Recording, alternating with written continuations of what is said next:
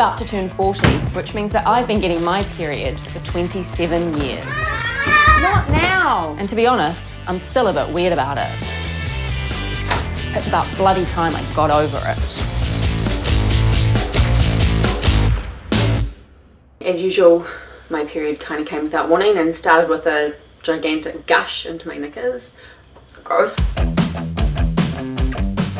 It's heavy, painful, and not very predictable. No period product is a match for the tsunami of blood. The toilet becomes my ball and chain. After more than 300 periods, you'd think that I'd be cool about it. I never talk about it, even though I'm happy to talk about sex and childbirth and poo and all that stuff. I don't talk about periods. Most girls get their first period when they're between 10 and 15 years old. My daughter Molly is 10.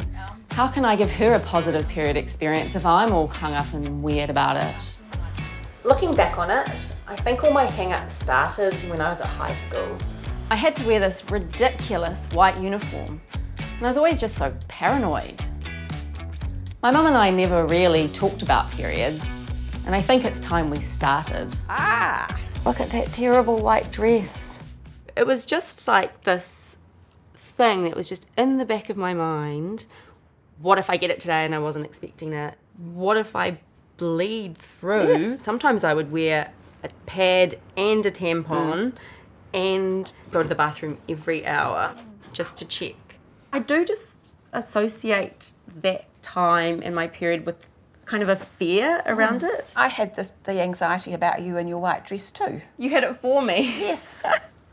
That's so sweet. We were both feeling the same But we thing, didn't talk about but it. we didn't talk about it. It's always been surrounded by shame and secrecy. I remember when my mum told me about periods, she told me what I needed to do and where to find pads and things. And she said, it's something we don't talk about. I remember thinking, I hope I don't have daughters because I'll just go and have to tell them about periods. And it's such a shameful topic. I've been with Pete for 17 years now, but the one thing we don't talk about is periods. Instead, we call it broken, like I'm some kind of sex bot whose vagina is closed for business. I think I'm finally ready to break that ridiculous code of silence. Yeah, so what do you think about periods? Honestly, I don't think I put much thought into them. It's just shedding disused or old stuff. So I don't know, I mean, it's not the neatest stuff, is it? I mean, it's not unclean, but it's not like neat from a, all packaged with a bow kind of thing, right? A red bow. Yeah, red bow, yeah. They're normal, but a bit weird.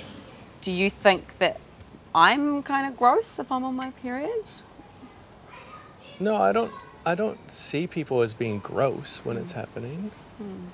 I think it's like if someone has really bad diarrhea, this is just bear with me.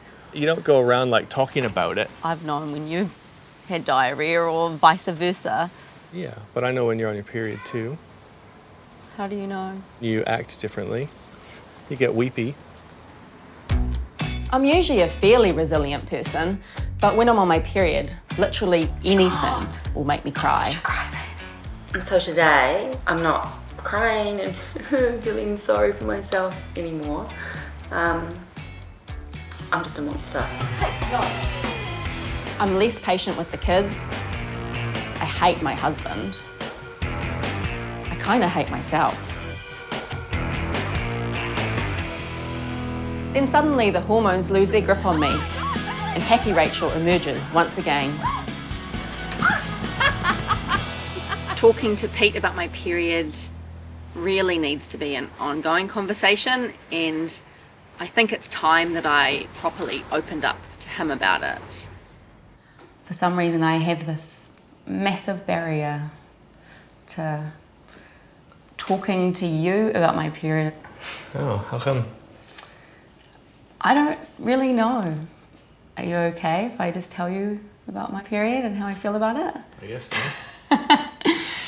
Obviously there's the physical stuff. I have incredibly heavy periods, so that is difficult.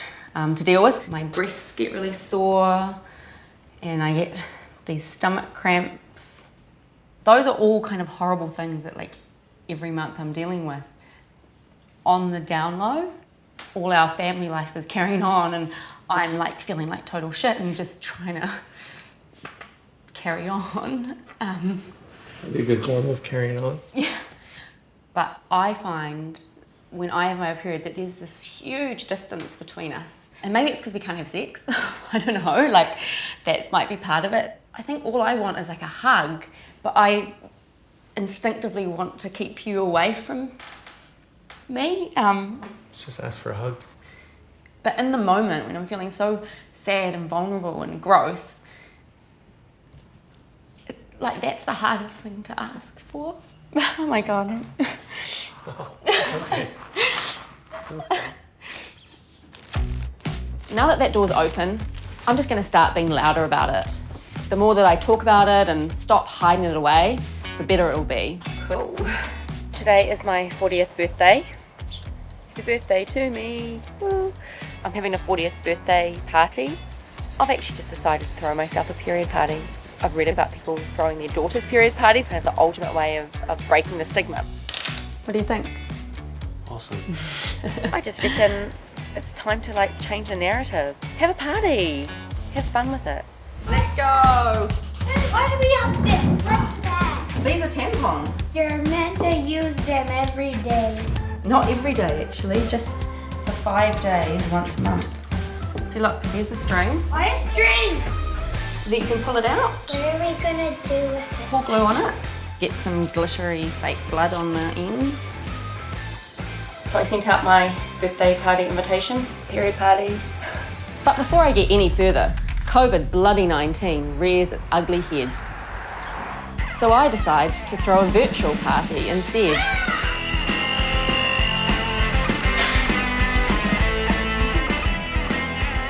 Is anyone going to come? Maybe people aren't ready for a period party. Maybe it's too confronting.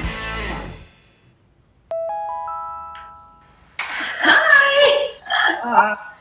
Nice hair. I've had a bit of an accident too. No. This has to be the weirdest party I've ever had, but it feels empowering to publicly celebrate periods and to laugh in the face of my fears.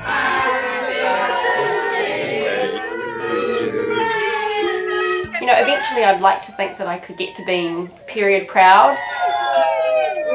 Maybe I'm getting there.